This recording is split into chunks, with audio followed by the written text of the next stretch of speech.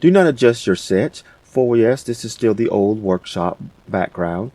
But today we're going to reveal the new workshop background and a few little designs and features I've done for my own avatar. So without further ado, here on the Digital Paul Workshop, let's log in and show the new background for the workshop. And as you can kind of see here, I am off screen still because I want you to take a good look at what I've done. Some of this stuff is based on the original background design, and some of it's based on a few other little scientific things, me looking around some different video games and stuff.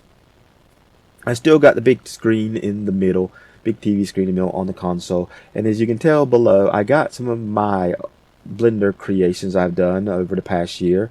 Most of all of them are time lapse, but a few of the big ones like the Transformers and a few of the small ones from the Mega Man. Of course, to the left screen here, and I got me a TV set that can play old CTR TV that has a futuristic look. We're going to actually have a video on how to do that feature. Of course, the right little, I guess you can call it a teleporter device. I have not yet gotten that full screen futuristic crate in the background, so not too much. It was a lot of work for a beginner like me, but I kind of got something similar to what I want or like far as the background goes, at least closer than what the old AI background was. But as you can see in the middle, I'm still using my old backdrop. It's the screensaver for my big monitor. So without any further ado, let's do character reveal. So there goes my ears, nothing new there. Yeah, I got some ears up here, as you can tell. So moving on up. Moving, nothing new there. Ooh, look, I got me now a visor, a scientific visor to help. Oh, and as you can tell, I also got some motion tracking going on. That way I can now have a little bit more freedom and movement on some of my videos. And I'll be getting ready to explain a few things in the future why. And if you're wondering why the eye is blinking on the right, that is because the current one I am using has that bug in it for some reason. I don't know why it does that. But actually I got quite a few of them, and we're going to have a video on that. Me going through them. So let's move on up. As you can kind of could tell probably when I raised my hand earlier, get myself in full view here, you can see I now have gauntlets. Now, of course, the hand tracking I'm doing now is not going to let me really show these gauntlets to the full extent. Boy, I don't know what's it doing with that arm. But as you can kind of see here on the front one, is that it's got the ability to have like a little control panel on it. This particular hand tracking software is not that good for doing precise movement. It's good for if you want to do general movements. That's the only reason I had picked it for the start of this video, is because if I just need sort of general movements, and it's better at the mouth tracking than the other one I use. So let's take a quick look at a couple new features I got here. And this here is going to be my scene default. This is where I'm just going to kind of default to certain things if I have to give information. Mainly, as you can see it at the ending credits, but you might see it at the beginning where I have to point out some stuff. I did this in my CTR video. No, not my CTR. It's my masking video where I gave a little explanation of what masking is and all of. But I kind of got OBS set up, as you can kind of see here. Over here on this side, I got the scene center. This is where I'm in the beginning. This is where I'll be using my hand tracking tool. Of course, we just came a little while ago from the scene default. This is the zoom in, and this is the zoom flip. So if I come back into VC face and I turn my mirroring off and I turn myself around, this way I can kind of work on the left side of the screen when I'm having to work in tutorials where I need to be out of the way of the right side, especially like in Blender when I have to do with some of the features over here like the modifiers. This works for that. So we go back to the zoom, and let me just get myself back into place. Let's reset positioning. I need to go mirror motion. There we go. And of course you can kind of see I got a tail now. So when I go to move around, you can kind of see me with my tail. That's something I forgot to mention of this. So this right here is going to be mainly this, and the flip one is going to be mainly for the tutorial videos. And one of the things I did not realize when I did this is these little indentions here kind of do block some stuff, so I have to have gone back and record some things separately. I'm going to be trying to do all sorts of other stuff in here now this way. So like if I want to come in, and we'll just go ahead and bring in the video of me remaking my audio. So click browser, and this was me trying to redo. Let's see, turn that on. Give it a second to boot on, to open on up the video. Usually I would have this stuff kind of already pre-set. There we go. So yeah, this is as you can kind of see, it does block a little bit of the information here as this video's play of me working on my avatar, and of course me going back over my old videos, realized there was some stuff I need to go back and kind of make clear. So probably when it gets around October, my goal is to redo the bringing your VRM into Blender and how to create something, attach it to your model, and then export it, because I kind of forgot to, or I did not point out, at least I did not realize, you got to make sure you got your bones selected, unless it did something totally different.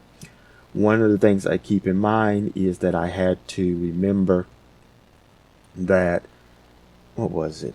Oh yeah, for some reason I don't think my newer Blender is working with the VRM add-on I did, so I'm still having to use my old one for it. And I have not looked into and see just do I need to update that or what is the reason. Also for my spyglass, when you go back to, if you want to be able to, where you can actually see my eye, I actually had to go back and go back to my video on creating glass and use the very first feature that was in that way of doing it, because I had to go through many of them to get it where you can actually see my eye. You can kind of see the eye and the little what was it, let's see, get in here a little bit. Whoops, that's a little too close. We'll get in here and then we'll go to scene center, so you can see the little green glow I got around my eye. Yeah, trying to get all that where it will do right. I actually had to use the very first method in Blender, because I couldn't use the one I love the way it looked in Blender, and I had to go, and I was going through all of them, and I finally had to realize this is the one that works with VRM models. Also, something interesting in the VRM is their node system is so complex I could not figure out. So that's one reason why my tail is slightly different colored, and also lighting than my hair, is because I could not figure out how they did their node shading and stuff. And so we got the video playing, and we're not gonna worry about it no more. So some of the stuff we're going to take a quick look at about what's coming for the upcoming month, for at least a good 5-6 weeks worth of videos perhaps. I didn't figure out quite how many I got. I just kind of recorded all of these, and then I recorded them before this one. That's why I got a list, and these were not all recorded in the order they're being posted, so some of the recording quality was not the same. So if something seemed like it's gone down, it's probably because it was one of the earlier recordings. So the 31st of this month, we're looking at getting started in Blender. This is going to be just the basic rundown tool of the keys and features I use in Blender. It's not going to be nothing real special. No, we're not creating no pin or donut or anything like that. It's just going to be going through some of the basic tools you can sit down and play with and help get you started. And then following that, on April the 3rd, we're going to be on how to animate in Krita. This is sort of going to be a kind of continuation of my create animated GIFs in Krita, but we're not going to be using sequential frames or sequential images to put in frames, although it's going to be using some of the same features. We're actually getting into how to draw like traditional animation, onion skin, layers, motion, keyframing, some of that stuff, like old-timey animation. Then on the 7th of April, we're going to be doing 3 free motion tracking tools for VC Face. 2 of these I kind of am floating around back and forth using depending on one.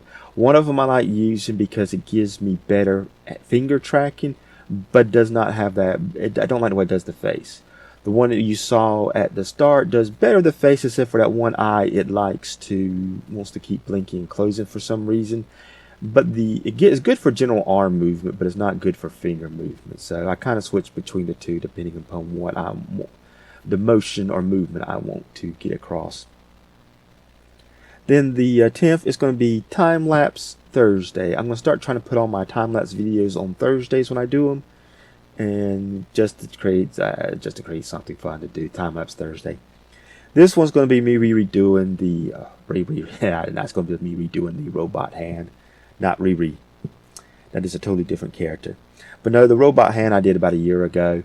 I'm going to remake it. It didn't take me quite as long, but then I didn't have to figure up as much as I did the first time I did this, and plus a lot of the tools I've learned on the way helped make this go faster.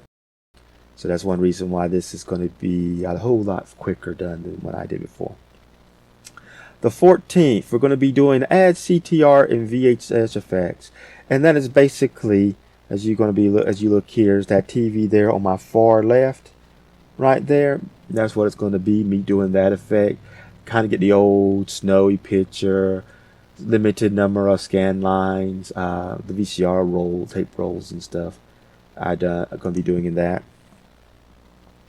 So then we're moving on to the 17th. We're going back to Blender. This time we're actually going to be working with creating text in Blender, how to modify the text, how to turn it to a mesh, and even how to make an emboss and engraving. So we're going to it's not going to be too detailed, but it's going to kind of get you into at least most of the stuff you're going to probably need to know that you can build on. And I also used it to play around trying to create my opening title song, and I'm going to get into that a little bit later.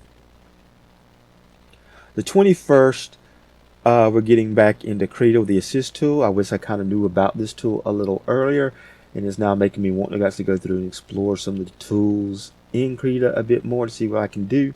This one's good for helping with perspective. And in high school, I used to do a lot of perspective drawings, and even college, not just for class, sometimes for fun.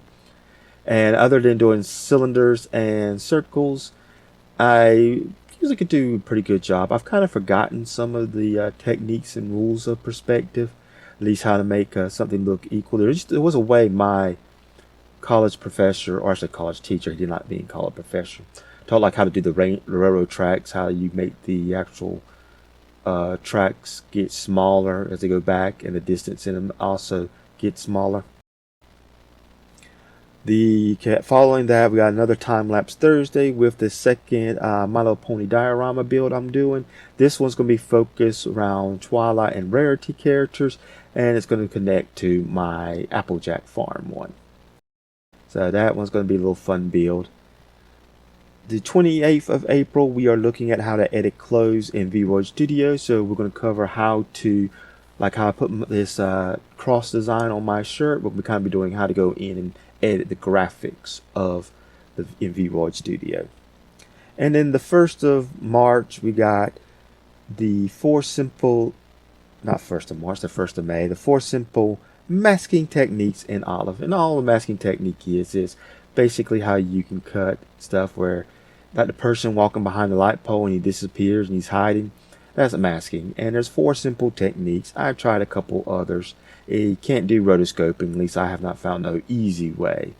I have theoretical ways, but I have not found no way myself to do rotoscoping. But I have found my way to do some basic masking in Olive.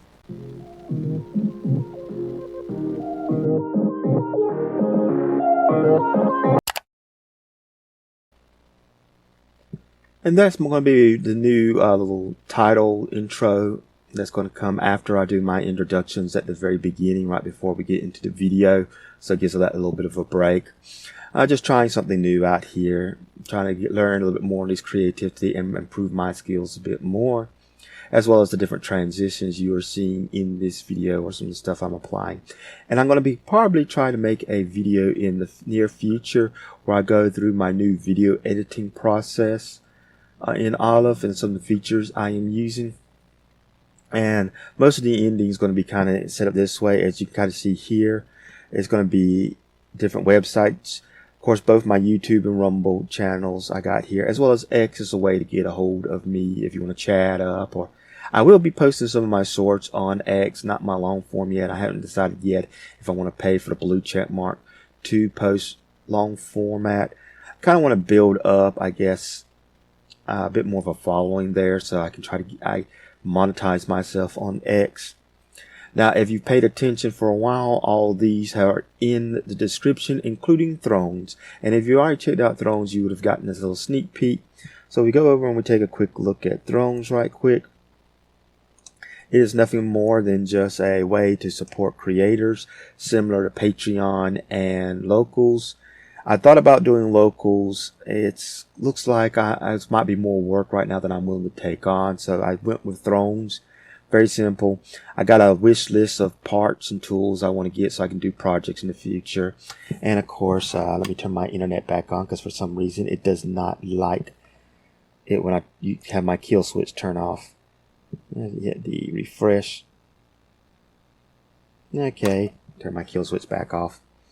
That way no one can be hacking my cameras while I'm doing this. Like I said, if you want to, you can go and buy the parts out straight for me, or you can just give me money directly under this one. It says DVDs, and what it is I got the captions is for those who want to help me with my DVD collection to pay bills. So if you just want to give me a little bit of cash, I need to go in and find out why it's saying $5.45. I thought it's supposed to be $5 even. So I'm going to have to go back and see if there's some sort of error that I need to fix, a correction in that. Because I don't want to really charge y'all too much. Because most time people have like $5 to spend, or $1. I might maybe put $1 in there for those who can't afford $5. But yeah, if you like my content, just like and subscribe and share this video with anyone you might find it interesting. Although this one may not be too interesting for some, but you can always check out some of my past videos. As well as you can support me in different ways on these sites. Check out my past videos, like if you want to see how I integrated objects to my Vroid model, well, go check out my video on Vroid Studio to VC Face Blender tutorial. And that way you can learn how to import your 3D VRM model and start adding in some detail and features for your character. Until next time, have a nice day.